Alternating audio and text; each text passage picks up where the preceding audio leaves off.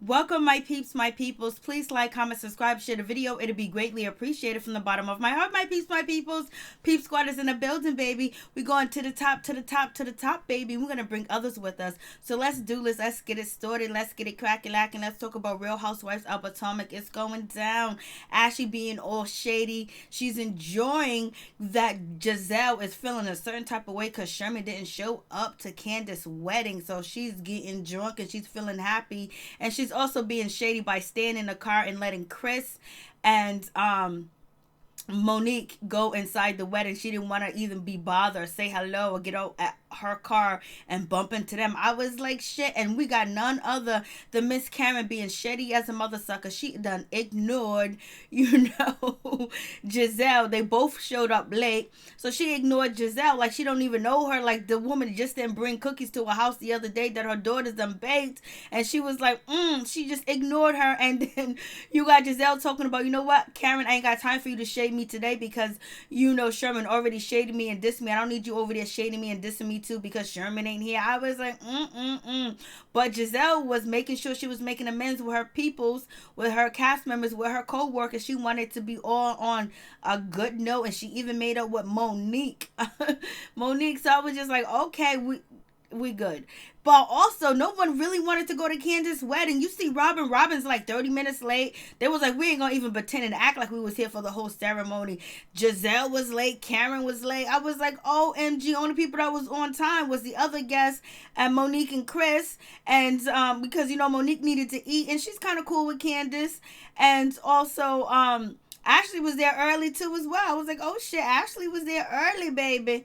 But wasn't it something when, Michael said that he wanted to see Juan. He hoped Juan is this so they can do some manly things. I was like, okay, you got too much already on your plate, and you've been accused of being out here on the other side of town and liking the same sex. So, and you married, you know what I'm saying, and you claim you heterosexual, so it could have just been something like harmless, like they was gonna smoke a cigar together, talk about sports or something, who knows, or bet on talking about betting.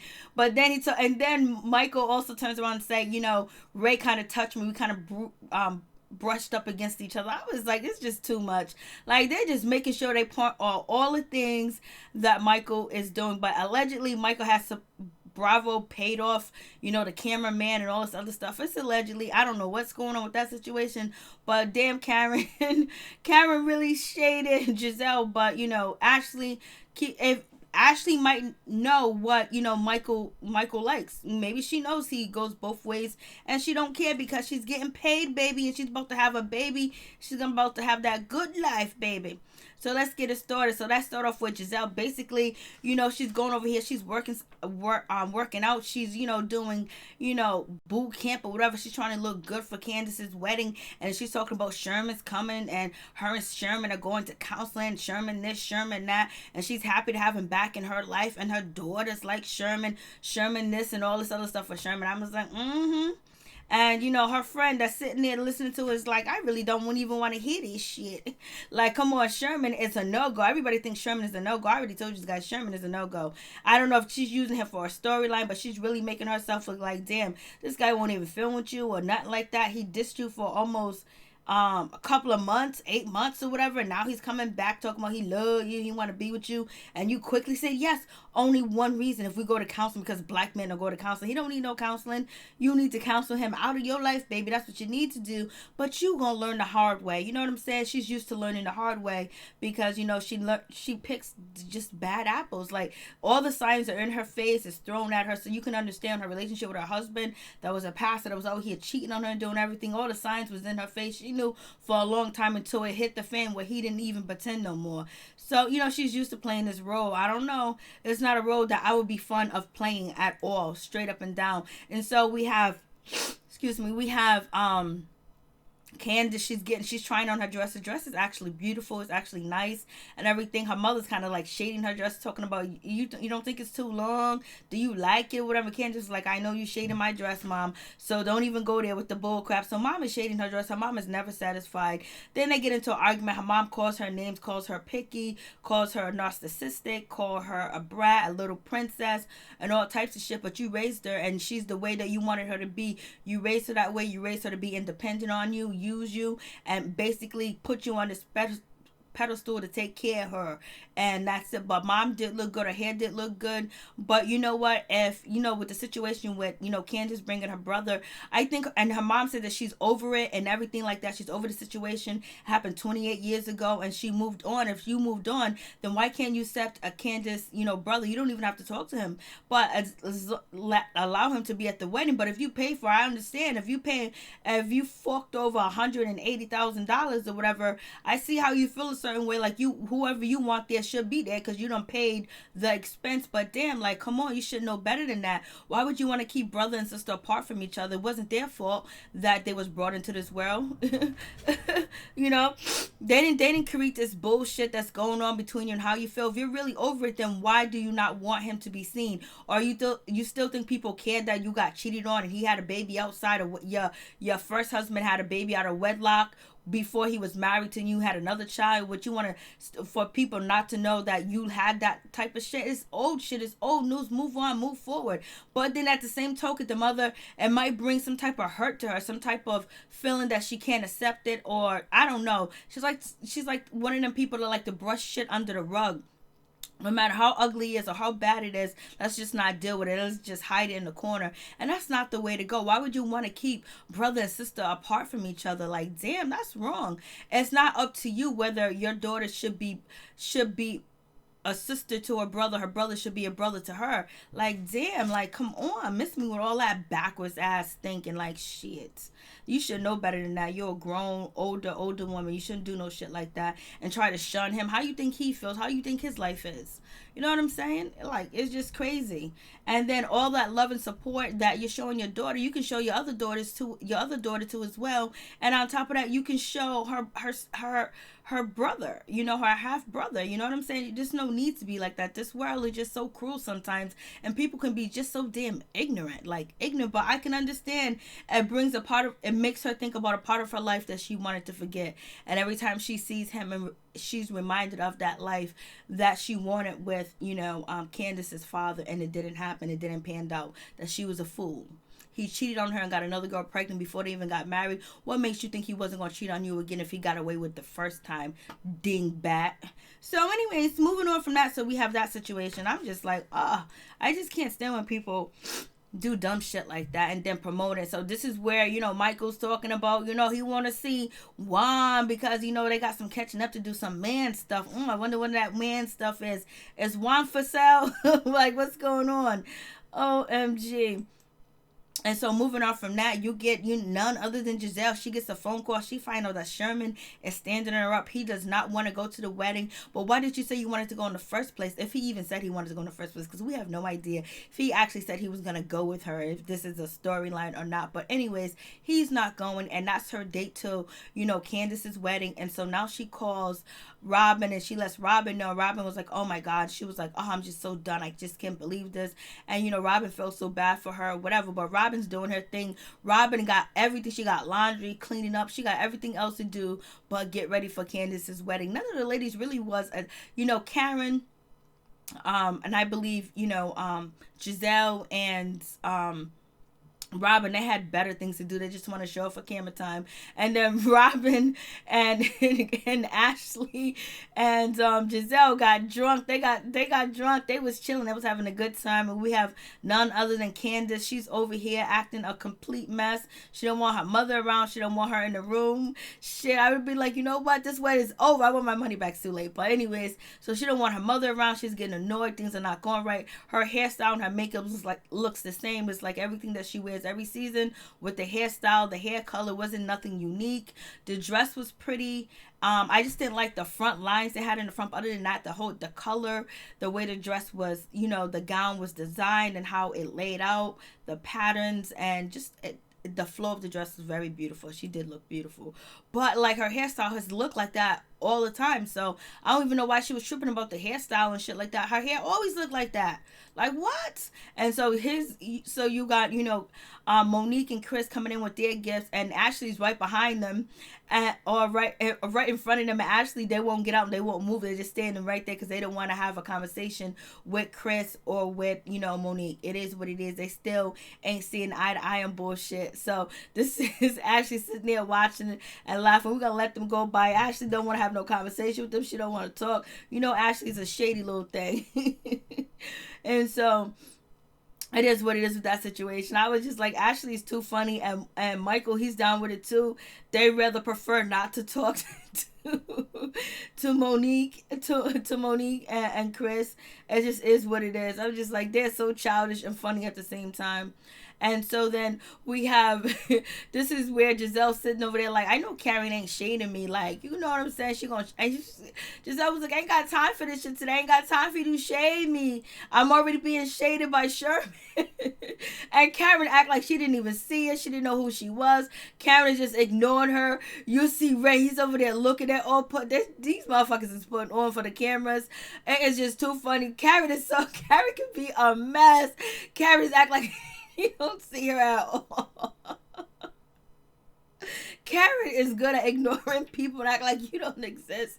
And Giselle was like, yo, I feeling this shit today, Karen. Yes, I was wrong for what I did last season, but can we make up? And so they're not even talking to Karen and Giselle, not even talking to each other while they're seated next to each other. I was like, the shade of it all. Karen is too much. I thought she was giving her some leeway. She baked some cookies, came out to see her, and here's the wedding party. It was nice, and then Giselle shaded Chris for his all his titles to his vows were R&B titles. She said only a Caucasian male with a black penis can do some ignorant shit like this. Yes, I was like, OMG. Like, no, he did not. I would have been like, you gotta put some creativity into this shit. My mom put over $150,000 in this wedding, and you gotta come up with some fucking R&B titles, nothing original or legit, something really from your heart. And then when Candice said that she married a bitch that, that she's married to Chris and she makes him not be a basic bitch. I was like, oh shit, so she's calling her husband a bitch on national TV. That's something you say in private because she said he's a basic bitch. I was like, that's how you talk about your husband on national TV? She called him a basic bitch. I was like, yo, what is really going on? So you got Karen and Monique, they're over here discussing, Giselle because she is empty-handed. She ain't got no date. Sherman stood her up. They laughing at her, kikiing at her and shit, just talking shit. Monique, I thought you're supposed to be apologizing. Karen just with the bullshit today. Karen did look fabulous. Her wig looked nice. Her earrings looked nice. Her dress looked nice. She looked absolutely fabulous. So did, Giselle. I love Giselle's shirt. Her pants, her earrings was to die for. She looked gorgeous. Robin just be looking plain and simple. And so you got Ashley over. Ashley looked pretty too. That necklace was nice and that dress was nice. She actually really looked really nice. And she matched and everything. And so you got Giselle and Ashley talking. Ashley's basically Ashley's basically trying to get information to be nosy and be funny that Giselle's by herself and she's heartbroken and this and that. Ashley was like, I'm just so surprised that she got feelings. The green-eyed monster #1 got feelings over here. She's actually human. I'm enjoying this. I'm gonna stick around. I'm gonna have a couple of drinks. She's having it. She was like, oh, she's been so open, and look how she's getting broke down. And then you have, we ain't gonna talk about Robin. So Robin and Giselle having a conversation. Basically, they're talking about Sherman, and she's done with Sherman. She's over with Sherman. Blase in the third, and Juan was like, don't jump to conclusions. And Juan, he runs to get a drink because he don't want to be talking about no man. He don't want to be no man's business. You guys talking about Sherman and shit like that. He don't want to hear it. Then the guys meet up at like the water cooler or whatever, and Juan is asked a question like, oh, Mike, what's going on with you and Ray? Blase in the third. Have you thought shit like that? And so then Chris jumps in, no, because he's messy. He's been poking at that man. So he jumps in and he's being messy, calling Mike messy. And Mike is like, would you get in between the two of us, Juan? Juan doesn't say anything. Juan is just like, get in between the two of y'all. I ain't getting in between two, man. What are you talking about? Juan is just like, yo, bro, what's up? And so Chris keeps saying that Mike is messy. It is what it is. Michael's messy. And so The ladies are over here. They're having shot after shot after shot. They shots. They feeling good, baby. And Giselle was like, yo, I'm here. I'm alone. I'm by myself. I know all these people are talking, so I might as well enjoy myself and have a good time. And that's exactly what she did. And Monique pulled her to the side to let her know, hey, listen, I'm sorry. I'm sorry for what I did to you. I'm sorry for what I said to you. I'm sorry. I apologize. And, basically Giselle was just like, yeah, because Monique was like, I need to speak to you and Sherman. I wanted to talk to him. Basically throwing shade that Sherman's not there. But, she said, I wanted to apologize. And, Giselle was like, your apology does not belong to him. It belongs to me for what you tried to do. And she gets in her confessional. Giselle was like, yo, you brought this woman around. You did this. You did that. You tried to expose, Sherman, whatever. So they're going back and forth. It's not going too well. And they're not getting into an understanding. And I don't think Monique's apology is legitimate at all. I think she feels bad because it didn't go the way it's supposed to, and she embarrassed her husband too as well. So the husband comes and brings her away like, you don't need to talk no more because you don't need to be arguing.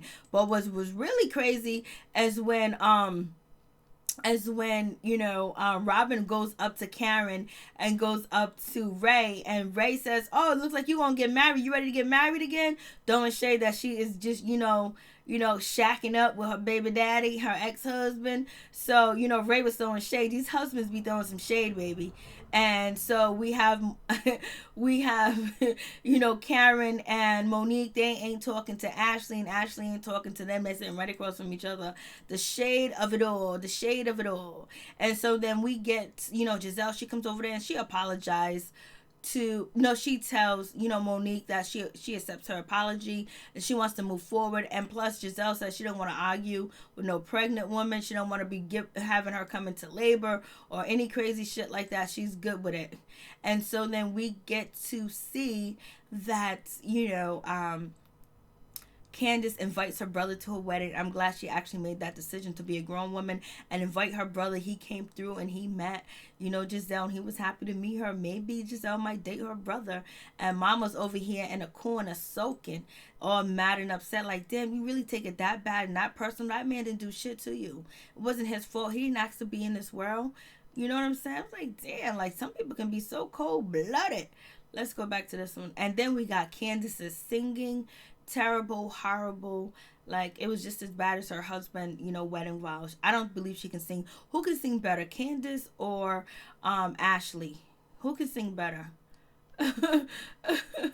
And so we got Michael over here talking to Juan, talking about I don't know, I was supposed to apologize and make up with Ray, but he brushed up against me, I brushed up against him, so I think we're all good. And Juan was like, okay, that's the first step.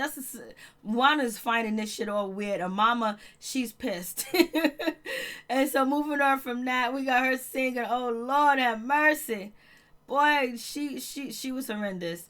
But she ends up making up with her mom. Her and her mom sit down and have a conversation, and they talk, and it all works out. It all works out for each other, for each of them. Basically, Candice is happy, the mom is happy, and she would do it all over again. And she has to accept that her daughter made that decision, but she was still there. She still showed support, and Candice was like, she was on her best behavior. So we're gonna see what happened. Next episode is gonna be terrible. Somebody's talking about they want to suck somebody peon. And it's going to be going down. Peace them out. One love to all my peeps and my peoples. Peep squad is in the building, baby.